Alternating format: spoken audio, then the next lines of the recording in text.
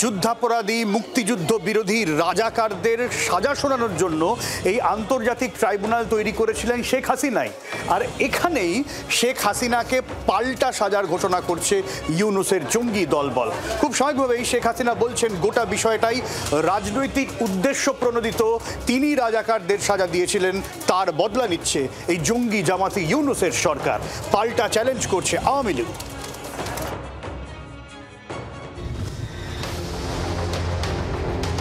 রাজাকারদের বিচারের প্রতিশোধ নিচ্ছে রাজাকার মৌলবাদীরা। দাবি প্রাক্তন প্রধানমন্ত্রী শেখ হাসিনার। গণহত্যার দায় ইউনূসেরই, পাল্টা দাবি হাসিনা। যেহেতু যুদ্ধাপরাধীদের বিচার করছি, তার প্রতিশোধ নেওয়ার জন্য আমার উপরে এই জুলুম। কারণ আমি তো কাউকে হত্যার হুকুম দেইনি। হত্যার হুকুম দিয়েছে ডক্টর মোহাম্মদ ইউনূস এবং ওদিকে তারেক জিয়া, যে লাশ ফেললে সরকার পড়ে যাবে। ইউনূসই তো অর্ডার দিয়েছে গুলি করে তার লোকদের বাঁচানোর জন্য। সেই জন্য সেনাবাহিনী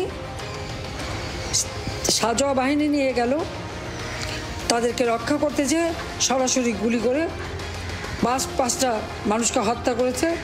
প্রায় কয়েকশো নেতাকর্মীকে তাদের উপর হামলার স্থানীয় সাধারণ জনগণ, কোনো রাজনীতিও করে না, তারাও গুলিবিদ্ধ। আবার যারা গুলিবিদ্ধ তাদের বিরুদ্ধে মামলা। কোটি কর্মী প্রস্তুত, আবার হবে যুদ্ধ। সংগ্রামের ডাক দিয়ে ফেসবুক বার্তা দিয়েছে আওয়ামী লীগ। ফের গৃহযুদ্ধের শঙ্কা তৈরি হচ্ছে বাংলাদেশে।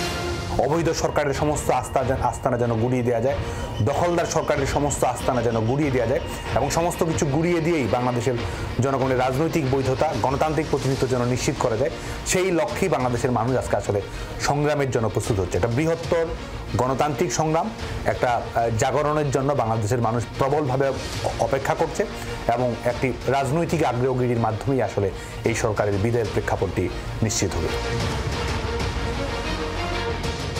1971 সালের 25শে মার্চ বাংলাদেশ জুড়ে ক্র্যাকডাউন শুরু করে পাক সেনা। শুরু হয় খুন খারাপি, রক্তগঙ্গা বয়ে যায় ঢাকায়। সেই রাতেই গ্রেফতার হন বঙ্গবন্ধু মুজিবুর রহমান। তারপরে অবশ্য ভারতীয় সেনার ঝাঁজ সহ্য করতে হয়েছিল পাক সেনাকে। ফলে ডিসেম্বরে ছেড়ে দে মা কেঁদে বাঁচি বলে আত্মসমর্পণ করে পাক সেনা। কিন্তু তারপরেও বঙ্গবন্ধুর জেল মুক্তি ঘটেনি। মুজিবুর রহমানের বিরুদ্ধে 12টি অভিযোগ আনা হয়, তার মধ্যে 6টি অভিযোগে দেওয়া হয় মৃত্যুদণ্ড। পাকিস্তানের মিয়ানওয়ালি কেন্দ্রীয় কারাগারে কারাবন্দী অবস্থায় তাকে ফাঁসি দেওয়ারও পরিকল্পনা ছিল পাক সরকারের। কিন্তু পাক সেনা যুদ্ধে হেরে যাওয়ায় সেটা আর কার্যকর হয়নি। পাকিস্তানের বন্দিদশা থেকে শেখ মুজিব মুক্তি পান 72 সালের 8ই জানুয়ারি ভোর। ইতিহাস মনে করাচ্ছে আওয়ামী লীগ। জাতির পিতা বঙ্গবন্ধু শেখ মুজিবুর রহমানের বিরুদ্ধে পাকিস্তানের সামরিক আদালতে যেমন মৃত্যুদণ্ডাদেশ দেওয়া হয়েছিল, ঠিক একইভাবে আজকে এই ফ্যাসিস্ট ইউনূস গং বঙ্গবন্ধু তনয়ের দেশরত্ন শেখ হাসিনা, যিনি স্বাধীনতা এবং সার্বভৌমত্বের রক্ষা কবচ, বাংলাদেশের দিন বদলের রূপকার, বাংলাদেশের সাহসী অভিযাত্রার অবিকল্প সারথি, তার বিরুদ্ধে তার এই মৌলবাদী স্বাধীনতা বিরোধী জঙ্গিবাদী গোষ্ঠীগুলো তাদের এই রায় বাস্তবায়ন করেছে। 73 সালের জানুয়ারিতে দিল্লি আসেন বঙ্গবন্ধু। তারপর ইতিহাস। বঙ্গবন্ধু কন্যাও এখন দিল্লিতে। ইতিহাস সাক্ষী, মৌলবাদের সাজা ঘোষণার পরেও ফিনিক্স পাখির মতো জেগে উঠেছে এই পরিবার। ম্যাজিকের পুনরাবৃত্তির অপেক্ষায় তাই গোটা বাংলাদেশ। মমিতা চক্রবর্তী রিপোর্ট, জি 24 ঘন্টা। ঠিক যেমন ভাবা হয়েছিল তেমনটাই হলো। অপরাধ ট্রাইব্যুনালে ফাঁসির সাজা দেওয়া হলো শেখ হাসিনাকে মানবতা বিরোধী অপরাধের জন্য। আর তারপরেই ঠিক যেমনটা আশা করা হয়েছিল তেমনটা ঘটলো এই ক্ষেত্রেও। অর্থাৎ বাংলাদেশ সরকারের তরফে, অর্থাৎ ইউনূস প্রশাসনের তরফ থেকে হাসিনাকে ফেরত চাওয়া হলো, প্রত্যর্পণের কার্যত আবেদন করা হলো। কিন্তু ভারত সরকার কি হাসিনাকে ফেরাবে? রাজনৈতিক আশ্রয়ে থাকা হাসিনাকে কি ভারত সরকার ফেরাতে বাধ্য? দেখুন।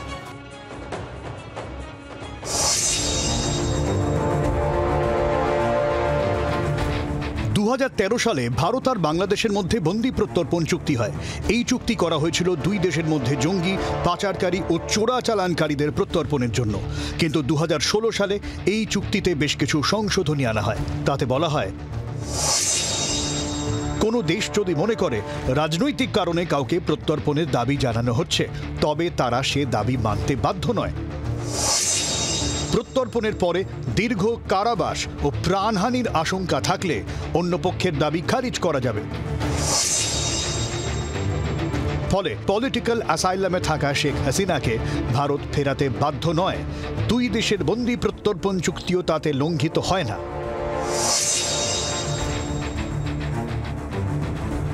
ভারতে হাসিনা আসা 4 মাস 18 দিনের মাথায় তাকে ফিরিয়ে দিতে আর্জি জানায় ঢাকা। বাংলাদেশের দূতাবাসের পক্ষ থেকে নোট ভার্বাল দেওয়া হয়েছিল বিদেশ মন্ত্রকের কাছে।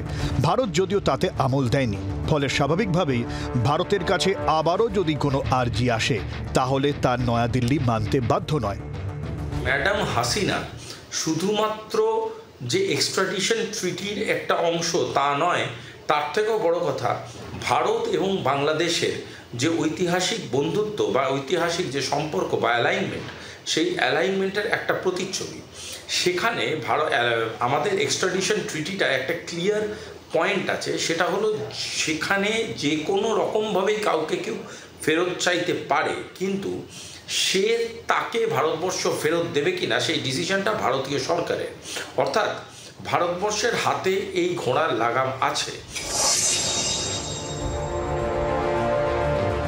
এর আগে ইন্টারপোলের রেড কর্নার নোটিশ জারি করে হাসিনাকে দেশে ফেরত আনার ভাওতা দাবি করেছিল ইউনূস সরকার, কিন্তু সেক্ষেত্রেও যার বিরুদ্ধে অভিযোগ তার দেশের কি পরিস্থিতি, কোনো রাজনৈতিক কারণেই প্রত্যর্পণের দাবি কিনা ইন্টারপোল সে সব খতিয়ে দেখে। যে দেশে অভিযুক্ত রয়েছে সেই দেশের বিচার প্রক্রিয়াও এর মধ্যে থেকে যায়। ফলে এই কাজটাও ইউনূসদের পক্ষে সম্ভব নয়। এই জায়গা থেকেই আওয়ামী লীগও জানিয়ে দিচ্ছে এসব রায়ে they don't care. Sheikh Hasina বলেছেন আই ডোন্ট কেয়ার, আমরা বলতে চাই উই ডোন্ট কেয়ার। এই অবৈধ খুনি ইউনূসের আদালতের কোনো রায় আমরা কোনোভাবে মানি না, এবং আমরা এও ঘোষণা দিতে চাই এই ট্রাইব্যুনালেই ওই খুনি ইউনূসের বিচার শেখ হাসিনার নেতৃত্বেই বাংলাদেশে নিশ্চিত করা হবে। শেখ হাসিনা খুব দ্রুতই বাংলাদেশে ফিরবেন এবং এই ইউনূস সহ তার যারা দোসর রয়েছে, তার যারা গং রয়েছে, এই অবৈধ ট্রাইব্যুনাল নাটকের যারা মঞ্চায়ন করেছেন, আজকেও যারা বুলডোজার দিয়ে ধানমন্ডি 32কে গুড়িয়ে দেওয়ার চেষ্টা করছেন, তাদেরকে স্পষ্টভাবে বলতে চাই আপনাদের নাম নিশানাও বাংলাদেশ থেকে গুড়িয়ে দেওয়া হবে। বাংলার জনগণ আপনাদের নাম নিশানা ওই বাংলার মাটি থেকে গুড়িয়ে দেবে। ফলে নাটকের আদালতে নাটকের বিচারে শেখ হাসিনার কিছু যায় আসে না তার দলের, যায় আসে না ভারতের। রাজনৈতিক সিদ্ধান্ত রাজনৈতিকভাবেই মোকাবিলার প্রস্তুতি নিচ্ছে আওয়ামী লীগ। সে কারণেই মঙ্গলবার ফের শাটডাউনের ডাক দিয়েছে আওয়ামী লীগ। ব্যুরো রিপোর্ট, জি 24 ঘন্টা। বাংলার আওয়াজ, বাঙালির আবেগ, জি 24 ঘন্টা।